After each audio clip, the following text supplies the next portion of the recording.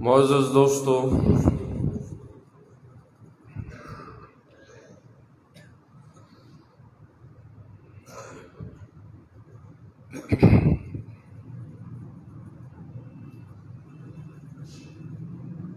یوں تو اللہ رب العزت کی بے شمار نعمتیں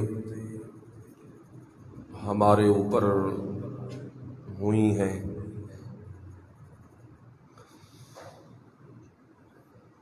جن کا شمار ہی ممکن نہیں،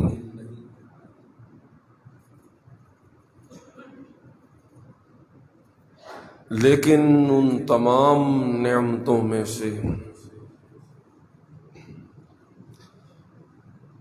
دو ایسی خاص نعمتیں ہیں کہ جن نعمتوں کا کوئی نہ مثل ہے نہ بدل ہے۔ ایک نعمت ہے قرآن کریم، قرآن عظیم، اور دوسری نعمت ہے جناب رسول اللہ صلی اللہ علیہ وسلم۔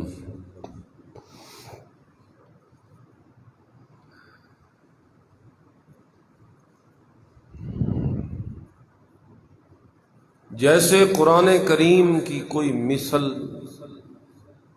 پیش نہیں کی جا سکتی، اسی طرح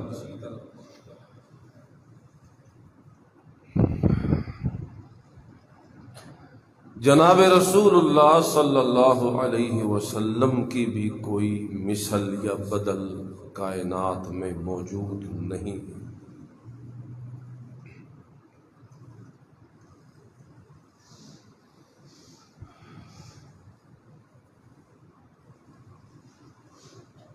اور پھر جس طرح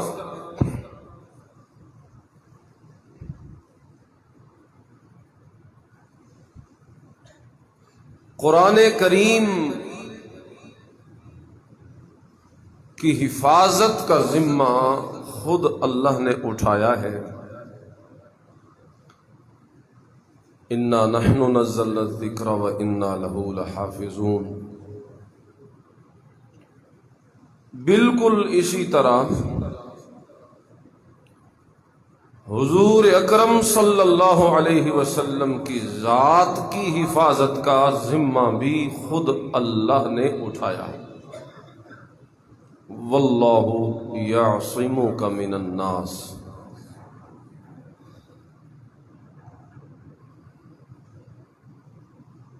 تو اس اعتبار سے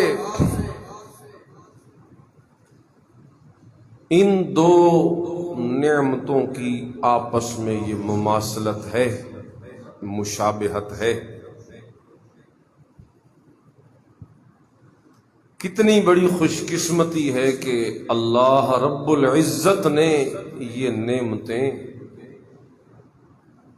بن مانگے اپنی رحمت اور اپنے خصوصی کرم سے ہمیں عطا فرما دی۔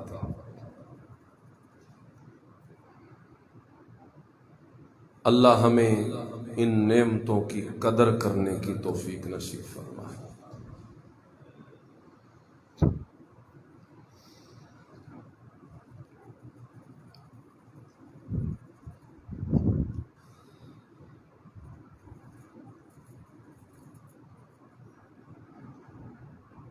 جس طرح اللہ نے قرآن کریم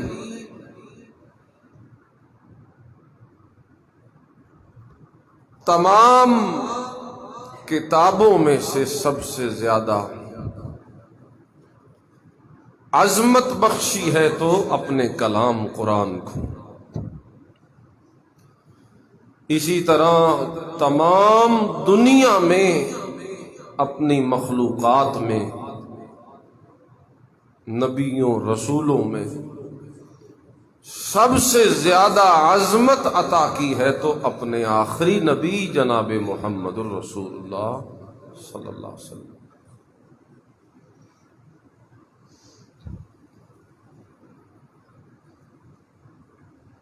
وہ عظمت اور وہ مقام، وہ صحرا ہے جو اللہ نے حضور کے سر باندھا ہے۔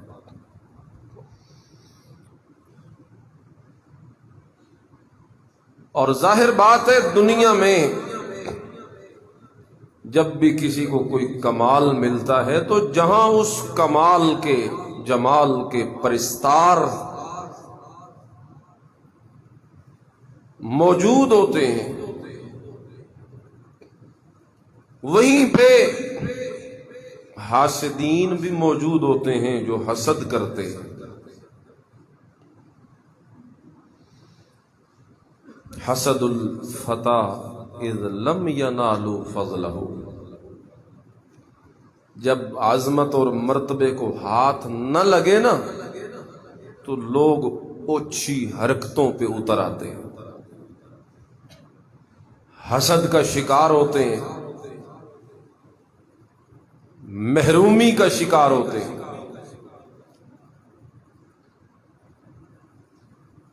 لیکن ان اوچھے ہٹ کنڈوں سے یا ان حاسدین کے حسد سے یا شریروں کے شر سے اس عظمت کے چاند کو کوئی ماند نہیں کر سکتا۔ فانوس بن کر جس کی حفاظت ہوا کرے، وہ شمع کیا بجھے جسے روشن خدا کرے۔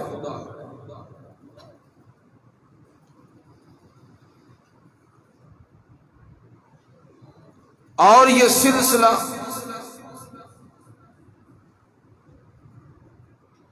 قرآن کریم کے مطابق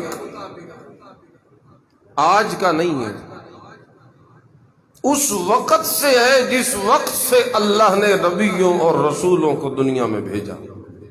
وَلَقَدِ اسْتُهْزِئَ بِرُسُلٍ مِّن قَبْلِكَ،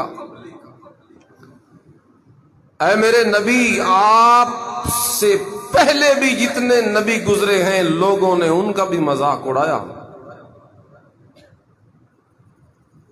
لیکن فحاق بالذین سخروا منہم، پھر ان میں سے جو مسخرہ کرنے والے تھے نا، مذاق اڑانے والے تھے، ہمارے عذاب نے پھر انہیں چھوڑا تو نہیں، گھر ہم نے بھی ان کا پورا کر دی۔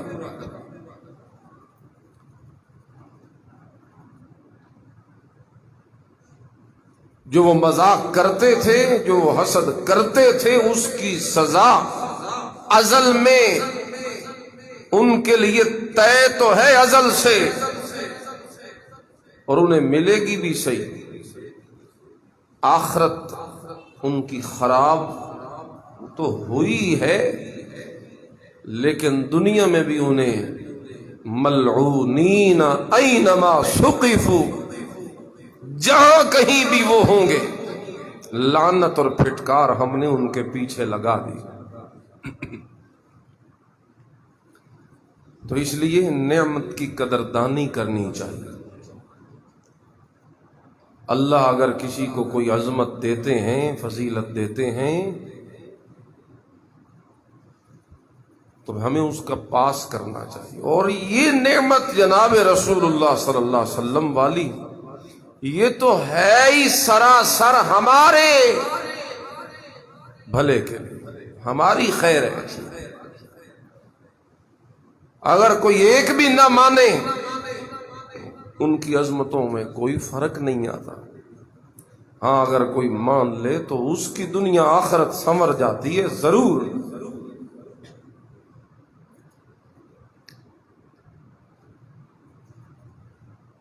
گزشتہ دنوں آپ نے یہ خبر سنی کہ ہمارے پڑوسی ملک میں، انڈیا میں، کچھ بدبختوں نے جناب رسول اللہ صلی اللہ علیہ وسلم کی توہین کی، تضحیک کی، مذاق اڑایا، گستاخی کی، بے ادبی کی۔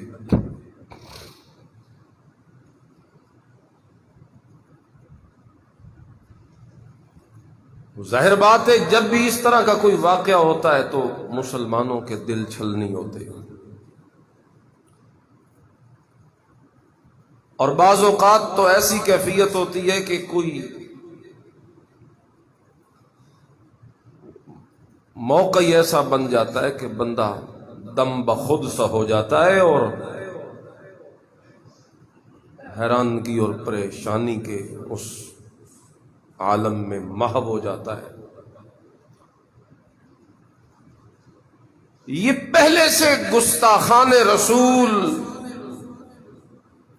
اپنے اس وتیرے پہ چلتے آ رہے ہیں، اور اب بھی کوئی نہ کوئی شرارت کرنے والا کر دیتا ہے، لیکن میں آپ کو یہ بتا رہا ہوں کہ کسی کی شرارت کرنے سے یا گستاخی کرنے سے یا بے ادبی کرنے سے جناب رسول اللہ کی عظمت میں فرق نہیں پڑتا، الٹا اس شر میں خیر کا پہلو یہ نکلتا ہے کہ ان دنوں رسول اللہ کی عظمتوں کے نعرے دنیا میں پہلے سے بھی زیادہ بلند ہونے لگتے ہیں، اور آپ کی رفتوں کی گونج آسمانوں تک جا پہنچتی ہے۔ وہ جو اعتراضات اٹھائے جاتے ہیں اہل علم کی طرف سے ان کے جوابات آ جاتے ہیں، اور ان تمام اعتراضات کو تنکے کی طرح بہا کے لے جاتے ہیں، کیونکہ ان میں کوئی طاقت نہیں ہے، وہ محض غلط باتیں ہیں، فضول باتیں ہیں، وہ کوئی اعتراض نہیں ہے جو گستاخان رسول لیے پھرتے ہیں۔ جیسا کہ اس انڈیا والے نے اٹھایا اعتراض کہ آپ کے نبی نے 6 سال کی لڑکی سے شادی کی، یہ کوئی عمر ہے شادی کرنے کی؟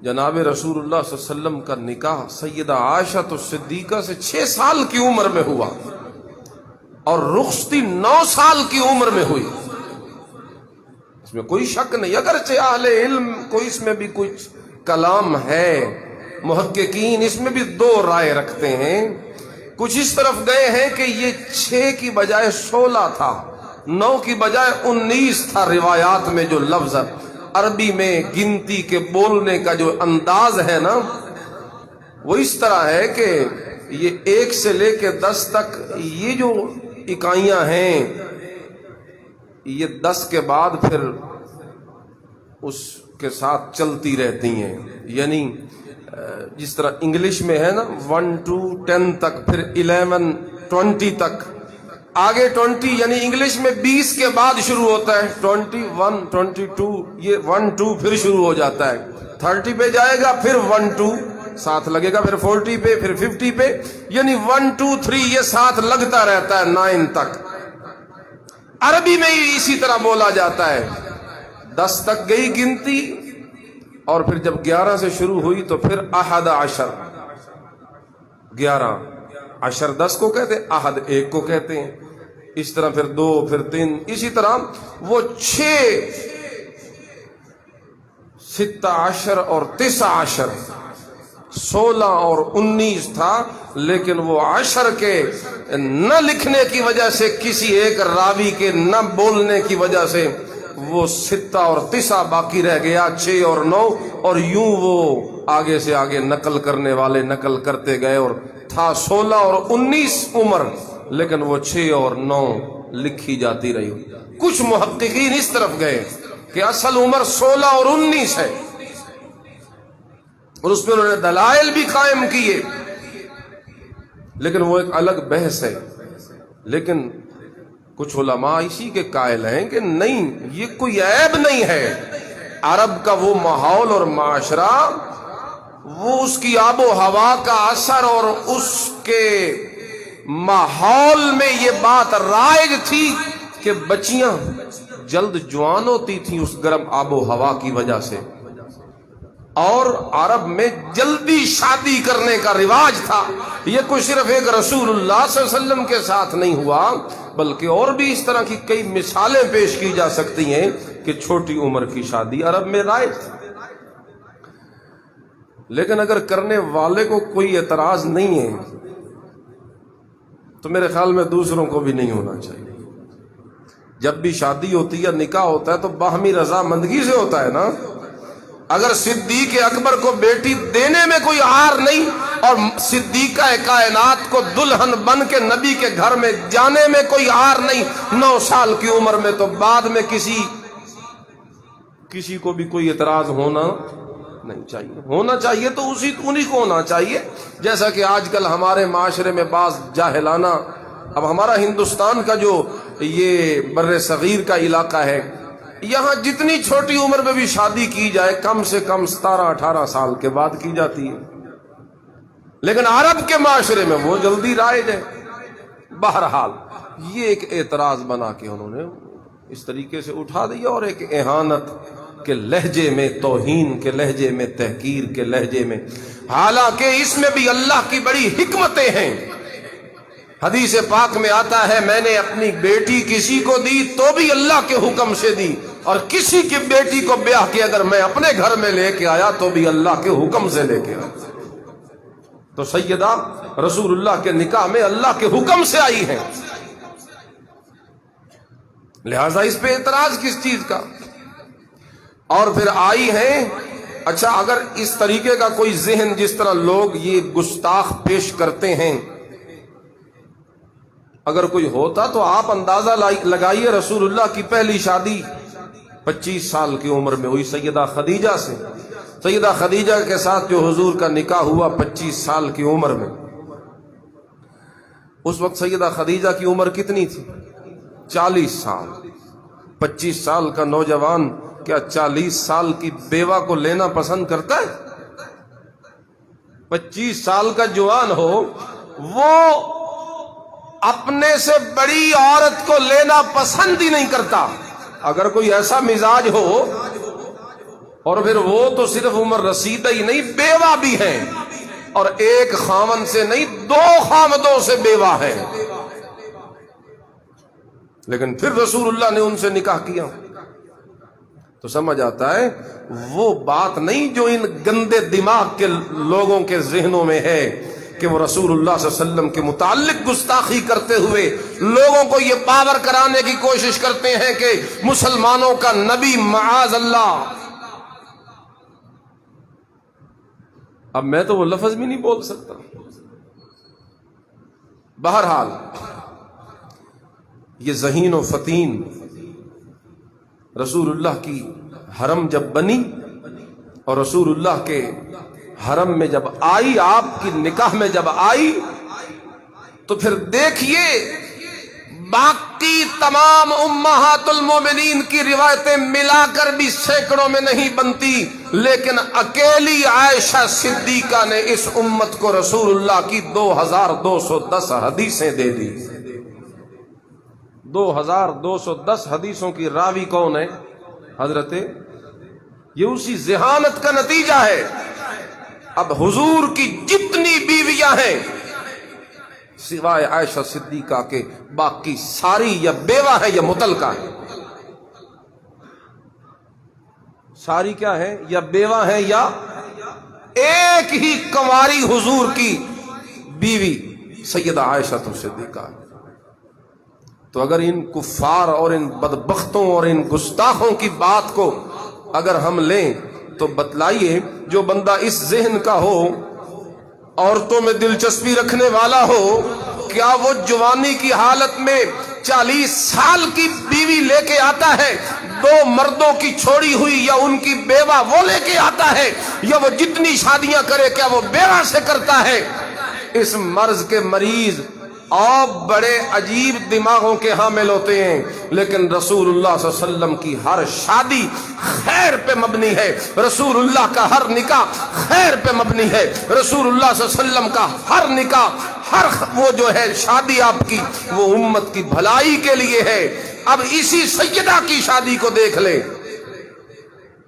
بیوہ جو ہوتی ہے، مطلقہ جو ہوتی ہے، وہ جتنی بھی ذہین، ذکی، فتین، متین ہو، لیکن حالات نے اس کے دماغ کو اتنا متاثر کر دیا ہوتا ہے کہ وہ ایک ذہنی اس کیفیت میں نہیں ہوتی جس کیفیت میں کنواری لڑکی ہوتی ہے. ذہنی طور پر شاید یہی حکمت تھی کہ رسول اللہ کی گھر کی زندگی اللہ ایک ذہین عورت کے ذریعے محفوظ کروانا چاہتا تھا.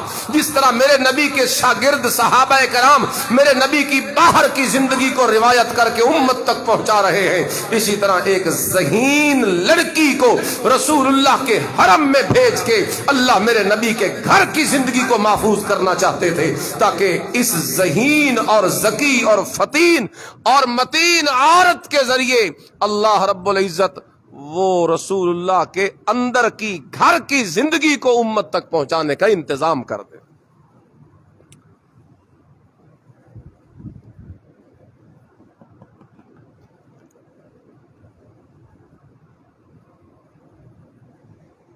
بند کر کے دوبارہ چلاؤ.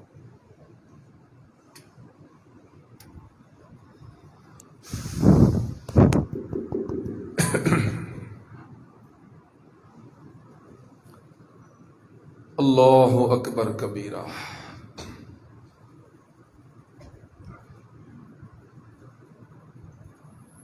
بہرحال جی جو بھی اعتراض کرے والیوم نہ چھیڑو، بس ٹھیک ہے، صرف چلا دیا تو آ جاؤ، آواز بالکل ٹھیک ہے.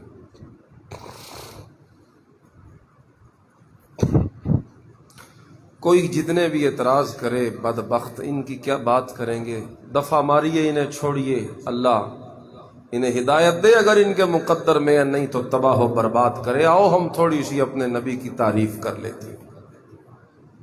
پڑھو ایک دفعہ صلی اللہ علیہ وسلم.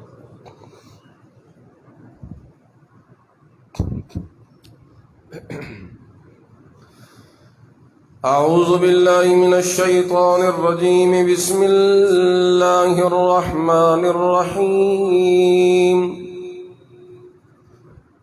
ألم نشرح لك صدرك ووضعنا عنك وزرك الذي أنقض ظهرك ورفعنا لك ذكرك. اللہ فرماتے ہیں میرے نبی جی صلی اللہ علیہ وسلم، کیا ہم نے آپ کے لیے آپ کے سینے کو کھولا نہیں میرے پیغمبر؟ کیا ہم نے آپ کے سینے کو کھولا نہیں؟ تین وصف اللہ نے اس صورت میں میرے نبی کریم کے فضائل میں بیان کیے. پہلی خصوصیت، پہلا وصف اللہ بیان کرتے ہیں، أَلَمْ نَشْرَحْ لَكَ صَدْرَكَ. شرح صدر، اے میرے نبی ہم نے تیرے سینے کو کھولا ہے اپنی رحمت سے. یہ سینے کا کھولنا کوئی عام نعمت نہیں، یہ وہ نعمت ہے، وہ خصوصیت ہے جسے لینے کے لیے ایک نبی موسیٰ کلیم اللہ اللہ کے سامنے دست دعا دراز کرتے ہیں. جس وقت حکم ہوا تھا جناب موسیٰ علیہ السلام کو، اذهب الى فرعون انه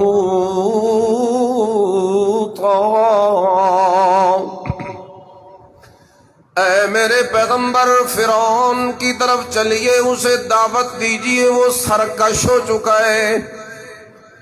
موسیٰ علیہ السلام اللہ سے دعا کرتے ہیں، رب اشرح لی صدری، اے میرے مالک مہربانی کر میرا سینہ کھول دے، کیونکہ میں نے بادشاہ کے دربار میں جانا ہے.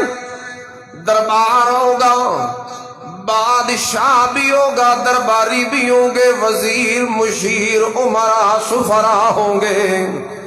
بھرے دربار میں موسیٰ کا وہاں کھڑے ہو کے بات کرنا صحیح فصاحت کے ساتھ मुमकिन नहीं, क्योंकि मेरी जबान में लुकनत है।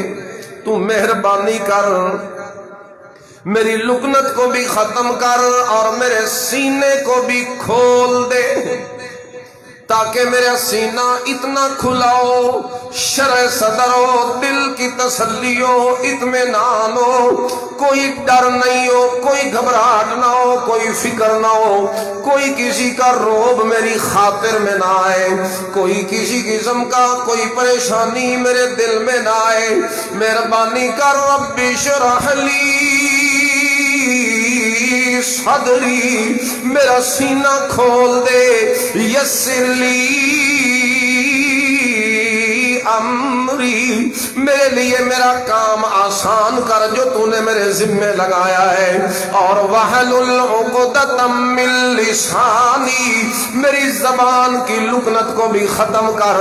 ये दुआ मांगी है मूसा पैगंबर ने, तो अल्लाह ने इस दुआ को कबूल करते हुए मूसा पैगंबर के सीने को खोल दिया।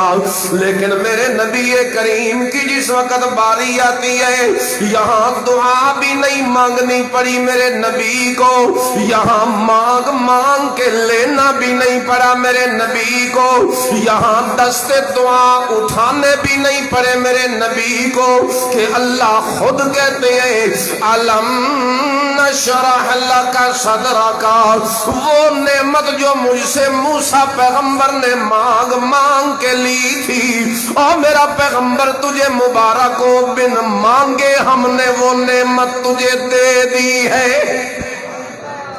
अलम नशरह लका सदरका, हमने तेरे सीने को खोल दिया मेरे पैगंबर, तेरे सीने को इतना चौड़ा कर दिया है, सारी कायनात में इतनी वुसअत नहीं जितनी हमने तेरे सीने में वुसअत रख दी है। जन्नत की भी इतनी वुसअत नहीं जितनी हमने तेरे सीने में वुसअत रख दी है।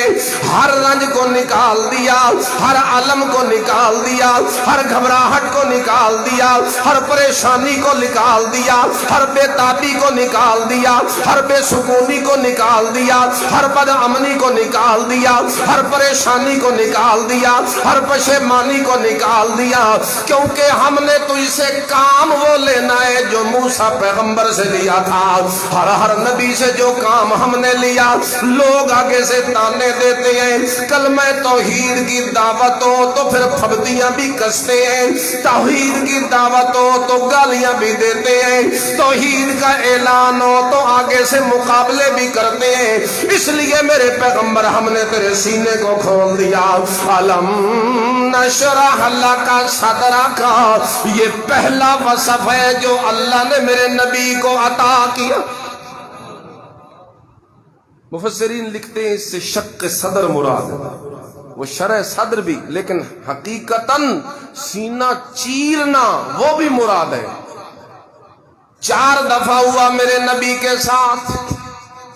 जब बचपन में थे, हलीमा सादिया के पास दूध पीते थे, 4 साल उम्र थी, जिब्रील आए, सीना चीरा, अंदर से दिल निकाला, एक सोने के तश्त और थाल में रखा, उसे धोया और फिर फिट कर दिया, ताकि वो आम बच्चों की तरह बच्चा न बने।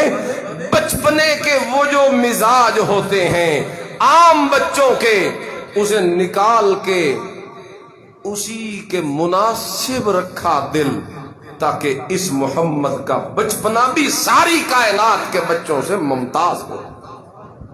दूसरी मर्तबा 10 साल की उम्र में जब बच्चा बालिग होने के करीब होता है, उस वक्त दिल में जो एक आम बच्चों के और जवानों के हालात होते हैं, उन तमाम ख्वाहिशात, जज्बात, एहसासात को बिल्कुल निकाल के इल्म और नूर और हिकमत से, दानाइयों से सीने को भर के फिर रखा गया। तीसरी मर्तबा जब वही देने लगे, नबुव्वत देने लगे, तो फिर शक के सदर हुआ। और चौथी मर्तबा जब अर्शों की सैर पे बुलाने लगे आलम मलकूत में, जाहिर बात है दुनिया का कोई बंदा आलम मलकूत की सैर की ताब न ला सकता था, इसलिए शक के सदर करके दिल में वो सलाहियत भर दी गई कि अगर ये बशर होके आलम मलकूत में भी चला जाए, फिर भी इसका दिल अपने कंट्रोल में रहे और कोई घबराहट इसके दिल पे ना आ सके। یہ ہے شق صدر، الم نشرح لک صدر۔ ووضعنا عنک وزرک،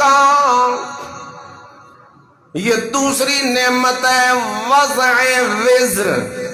پہلی تھی شرح صدر اور دوسری ہے وضع وزر، بوجھ ہم نے ہٹا دیا تیرا۔ وضعنا عنک وزرک الذی انقض ظہرک، اور جس بوجھ کی وجہ سے تیری کمر جھکی چلی جاتی تھی میرے پیغمبر، بس بوجھ وہی تھا نبوت والا، بوجھ وہی تھا حالات کو بدلنے والا۔ حیوانوں کے معاشرے میں کسی ایک بندے کو بھیج کے کہا جائے تیری ڈیوٹی ہے اس پورے معاشرے کو تو نے بدلنا ہے، تیری ڈیوٹی ہے تو نے حالات کو ٹھیک کرنا ہے، تیری ڈیوٹی ہے اخلاق کو ٹھیک کرنا، کردار سازی کرنا، دنیا کو انسان بنانا۔ ظاہر بات ہے ایک بڑی ڈیوٹی تھی میرے نبی کریم پر، اور ادھر سے اللہ کا حکم بھی آیا تھا فاستقم کما امرت، چلنا بھی اسی طرح ہے جس طرح میری طرف سے آرڈر آتا جائے، اپنی مرضی کہیں پہ کرنے کی اجازت۔ یہ آیت حضور فرماتے تھے اس آیت نے مجھے بوڑھا کر دیا، اس آیت نے مجھے بوڑھا کر دیا، اس میں مجھے حکم ہے لائن اپنی اسی طرح سیدھی رکھنی ہے جس طرح اوپر سے اللہ کا آرڈر آتا جائے۔ اللہ یہ بوجھ تھا، فرمایا وضعنا عنک وزرک، اس بوجھ کو بھی ہم نے آپ کے لیے آسان کر دیا، اس بوجھ کا اٹھانا بھی آپ کے لیے آسان کر دیا۔ یہ ڈیوٹی آپ کی ادا کرنی نبھانی آپ کے لیے آسان کر دی۔ جہاں اور کئی طریقے آزمائے اس بوجھ کے ہٹانے کے اور آسان کرنے کے، وہیں پہ ایک شکل صحابہ کی شکل میں اس بوجھ کو ہٹایا۔ اور میرا نبی اب تجھے پریشان ہونے کی ضرورت کوئی نہیں، کیونکہ جو جماعت ہم نے تجھے دے دی ہے یہ تیرے مشن کو خوب سنبھالے گی۔ وضعنا عنك وزرك الذي انقض ظهرك ورفعنا لك، یہ تیسری خصوصیت ہے جو اس صورت میں بتائی گئی ہے، رفع ذکر۔ پہلی خصوصیت شرح صدر، سینے کا کھولنا۔ دوسری خصوصیت وضع وزر، بوجھ کا ہٹانا۔ تیسری خصوصیت رفع ذکر، ذکر تیرا بلند کر دیا۔ ورفعنا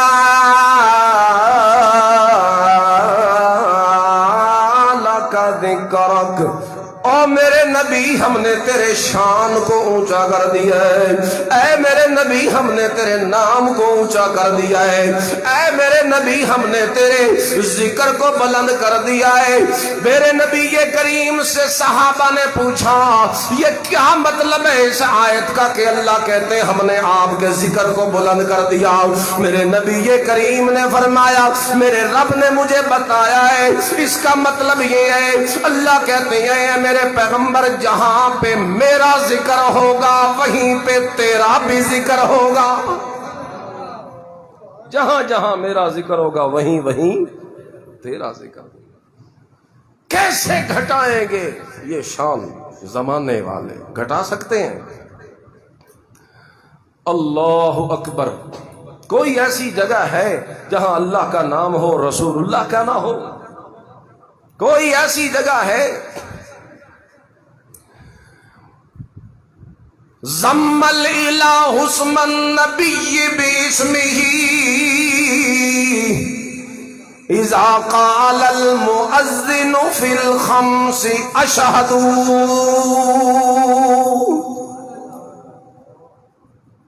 اذان میں میرا ذکر تو اذان میں تیرا ذکر، اقامت میں میرا ذکر تو اقامت میں تیرا ذکر، نماز میں میرا ذکر تو نماز میں تیرا ذکر۔ اوے کس کس چیز کو گنا جائے گا؟ اس دنیا میں بھی میں نے اپنے نام کے ساتھ تیرا نام جوڑ دیا ہے، قیامت میں بھی میں نے اپنے نام کے ساتھ تیرا نام جوڑ دیا۔ جس طرح میرے نام کو فنا نہیں، اے میرے نبی تیرے نام کو بھی فنا نہیں ہو سکتا۔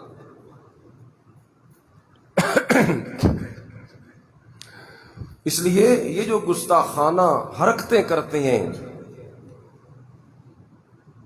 ان کی ان حرکتوں سے میرے نبی کی شان پہ کوئی فرق نہیں پڑتا، اور یہ اپنی بدبختی ہے ان کی، یہ اپنی عاقبت تباہ کرتے ہیں، یہ لعنت کے مستحق بنتے ہیں۔ کیونکہ اللہ قرآن میں کہتے ہیں ان الذین یؤذون اللہ ورسولہ، جن لوگوں نے تکلیف پہنچائی میرے نبی کو، لعنہم اللہ، ان پہ اللہ کی لعنت پڑے گی دنیا اور آخرت میں۔ ایک صرف میں آپ سے بات کرتا ہوں، یہ ایک مشہور حدیث ہے کہ جو بندہ ایک مرتبہ مجھ پر پڑھے نا صلی اللہ علیہ وسلم درود شریف اللہم صلی علی محمد، من صلی علیہ واحدۃ صلی اللہ علیہ عشرا، وہ مجھ پر ایک دفعہ درود پڑھنے والا، اللہ کو اس کا عمل اتنا پسند آتا ہے، اللہ اس درود پڑھنے والے پہ 10 رحمتیں نازل کرتا ہے۔ رسول اللہ پہ تو آپ نے دعا کر دی اللہم صلی، وہاں تو رحمتوں کی بارش ہو گئی، لیکن محروم دعا مانگنے والا بھی نہ رہا۔ ولید بن مغیرہ گستاخ نبی تھا رسول اللہ کے زمانے میں، ایسے حرکتیں کرتا رہتا۔ اللہ کے قرآن نے اس کی خبر لی، سورۃ القلم 29واں پارہ، لا تطع المکذبین،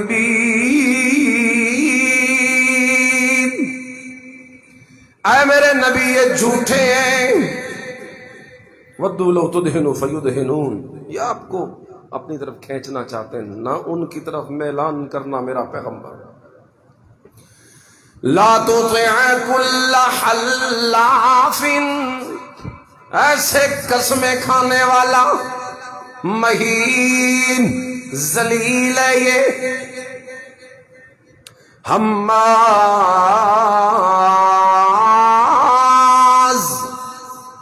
حماز مشاء بنمیم مناع للخیر معتد اثیم عتل بعد ذلك زنیم۔ ان آیتوں میں اللہ نے 10 پھٹکاریں اس کو دی، ایک مرتبہ درود پڑے تو 10 رحمتیں ملتی ہیں، اور جو رسول اللہ کی گستاخی کرے 10 لعنتوں کا مستحق ہو جاتا ہے۔ اس لیے یہ میری لعنت ہی لعنت ہے، گستاخ رسول واجب القتل ہے، اس کی سزا دنیا میں قتل کے سوا اور کچھ نہیں ہے۔ توبہ کرے تو اس کا معاملہ اللہ کے ساتھ ہے، اللہ اسے معاف کرنا چاہے تو کرے گا، لیکن دنیا میں اس کی سزا سوائے سر تن سے جدا ہونے کے اور کچھ نہیں ہو سکتی، اور کچھ نہیں ہو سکتی۔ اس لیے ہمیں غیرت مند بننا چاہیے۔ یہ بار بار اس طرح موقع آتے رہتے ہیں، ہمارا مزاج یہ بن چکا ہے، جب کوئی گستاخی ہوتی ہے ہم تقریریں جھاڑ لیتے ہیں، جلد سے جلوس کر لیتے ہیں، مظاہرے نکال لیتے ہیں، احتجاج کر لیتے ہیں۔ ٹھیک ہے، ہونا چاہیے، تعریفیں ہونی چاہیے، احتجاج بھی ہونا چاہیے، مظاہرے بھی ہونے چاہیے، ریلیاں بھی ہونی چاہیے، لیکن کرنے کا کام کچھ اور ہے، وہ ہم نہیں کرتے، وہ ہم نہیں کرتے۔ یہی انڈیا ہے نا، یہی انڈیا ہے جس نے آپ کے نبی کو ستایا ہے، آپ کے دلوں کی تار کو چھوا ہے، آپ کے دلوں کو چھلنی کیا ہے۔ آپ فلمیں اسی انڈیا کی دیکھتے ہیں، آپ گانے اسی انڈیا کے سنتے ہیں، آپ کے آئیڈیل اسی انڈیا کے اداکار ہیں۔ پیچھے نہیں ہے کہ مرا وہ سدھو کے کیا نام تھا اس کا، آپ اٹھا کے دیکھیں فیس بک، کوئی سوشل ہے، وہ ذرائع آپ کو بھرا پڑا ہے اسی سے، اور سارا ماتم کرنے والے اور افسوس کرنے والے مسلمان ٹر گئے یار محبتاں والے ہیں۔ وہ چلا گیا تو پتہ نہیں سنے کون قصہ ہے درد دل میرا غم گسار. اور تیرا غم گسار وہ تھا جو ہندو تھا. ہم آئیڈیل کسی اور کو بنائے پھرتے ہیں. کیا یہ ہمارا جرم نہیں ہے؟ اچھا انہوں نے تو رسول اللہ کی گستاخی اس طریقے سے کر دی اور ہم دن رات جو رسول اللہ صلی اللہ علیہ وسلم کی شریعت سے باغی ہوئے پھرتے, منحرف ہوئے پھرتے, یہ کوئی گستاخی نہیں, یہ کوئی بے ادبی نہیں. تو اس چیز کی طرف بھی ہمیں دھیان کرنا ہے, غیرت مند بننا ہے. اللہ ہمیں یہ غیرت نصیب فرمائے. آج کچھ شہر کی مساجد کے ائمہ نے مل کر ایک احتجاجی ریلی کا بھی بندوبست کیا ہوا ہے مغرب کی نماز کے بعد, اور آپ تمام حضرات اس میں بھی ضرور شرکت کریں. یعنی ایک طریقے سے احتجاج رسول اللہ کی حرمت, ناموس اور عزت کی خاطر, یہ ہم سب کے ایمان کا حصہ ہے. اس میں شرکت کریں گے نا جی. اللہ عمل کی توفیق.